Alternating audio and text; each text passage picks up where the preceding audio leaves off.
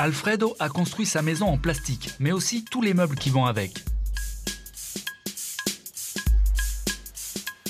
Alors, on va essayer le fauteuil quand même. Ah ouais, parce qu'il a fait tout, hein. Il a fait le lit, tout est en récup, quoi. C'est assez réussi, hein. Il faut 120 bouteilles en plastique pour fabriquer un fauteuil comme celui-ci. Autant de bouteilles qui ne viennent pas polluer les rivières ni les caniveaux. Terrine de grillon, brochette de coléoptère ou ragoût de sauterelle, voilà sans doute ce que l'on trouvera prochainement dans nos assiettes. Les insectes entament leur grand retour dans notre alimentation. Nous serons bientôt entomophages, c'est-à-dire mangeurs d'insectes, ou plutôt nous le redeviendrons. T'en as une belle crotte là. Ah oui, oh oui, elle est belle. Super, oh, toute fraîche. Oh, comme elles sont belles. Vas-y. Le caca, on en fait quoi? Oh là là, putain, c'est quoi comme animal, ça? Ah, mais là, tu les étales. Ah, c'est un petit tas, regarde. Il n'y a plus de brouettes à caca. Les brouettes à caca, il n'y en a plus. Et puis cette image étonnante pour finir, Thierry, celle d'une tortue géante faite de sacs de riz, haute et large de plusieurs mètres. Elle trône dans un temple situé dans la province de Fujian, dans l'est de la Chine. Selon une tradition très populaire des îles Penghu, la toucher, vous le voyez, porte bonheur. Et des centaines de personnes font la queue pour avoir le privilège de la caresser. J'ai touché la troupe parce que ça porte chance. Touchez ma trompe, Yolande. Et ça va faire plaisir à Pèlerin Magazine, dont la une nous convainc que Dieu aide à gagner des médailles. En tout cas, il donne la force, confirme David Douillet en pages intérieures. Il donne la force, oui, évidemment, surtout aux vainqueurs. Cependant, les commerçants ne doivent pas franchir certaines lignes rouges. Dans ce café, le patron l'a appris à ses dépens. Il est interdit d'utiliser les symboles de l'olympisme et les autorités ne transigent pas.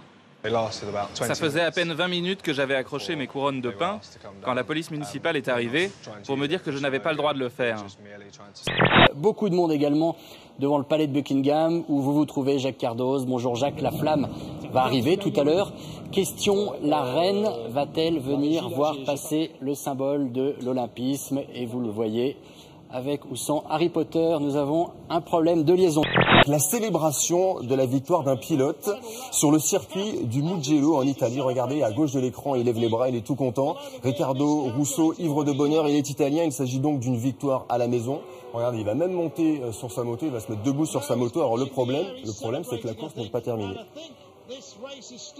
Il restait encore un tour, il restait encore un tour à couvrir. Et voilà, il a célébré la victoire avant l'heure. Autre performance spectaculaire, celle de l'Autrichien Félix Baumgartner, 43 ans. Il a sauté en parachute à une altitude de 29 456 mètres. Il s'est jeté dans le vide depuis une capsule accrochée à un ballon à hélium. Il a alors atteint une vitesse de 862 km/h. Impressionnant, mais il ne s'agit là que d'une étape de préparation pour réaliser un projet encore plus fou, être le premier homme à franchir le mur du son. Au Royaume-Uni, la prostitution est légale. Tant qu'elle ne racole pas, les prostituées peuvent exercer en toute impunité. Mais à l'approche des JO, les travailleuses du sexe sont priées de déguerpir. Londres veut faire bonne impression, la police multiplie les opérations. À Newham, dans le quartier olympique, pas moins de 80 hôtels de passe ont été fermés. Pour les associations d'aide aux prostituées, cette chasse aux sorcières nuit considérablement à leur action. C'est maman et fiston. Maman et fiston, vous êtes pas gentille. Mon épouse. Ah, excusez-moi. Non, mais c'est pas grave. C'est la gaffeuse du groupe. Oui, une centaine à peu près. J'ai une centaine de coupes à la maison. De boules? Oui, oui. Et alors, vous les avez obtenues avec qui, ces coupes de boules? Eh bien, avec mon mari. Ah, c'est bien. Et avec mon petit-fils. Aussi? Ah oui. Ah d'accord, qu'est-ce qu'il fait, lui? Bon, mon petit-fils, oui. Il tire.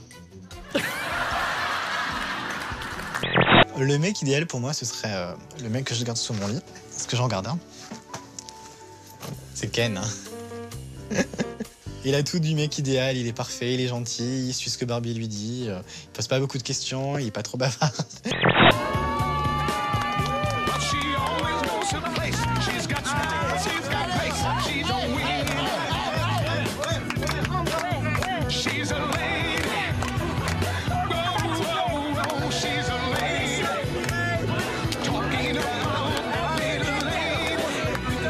Il n'a jamais terminé, c'est-à-dire...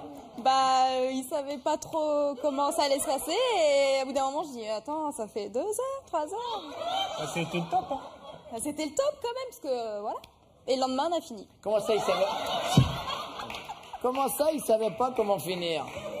C'est-à-dire qu'ils savaient peut-être pas où mettre la chose. Il y a quelque temps, j'ai lu un livre qui racontait qu'on devait dessiner notre utérus sur un mur de la chambre. C'est ce que j'ai fait. Ah oui, d'accord. Oui, c'est la représentation de l'utérus là sur le mur. Bien. Gracias.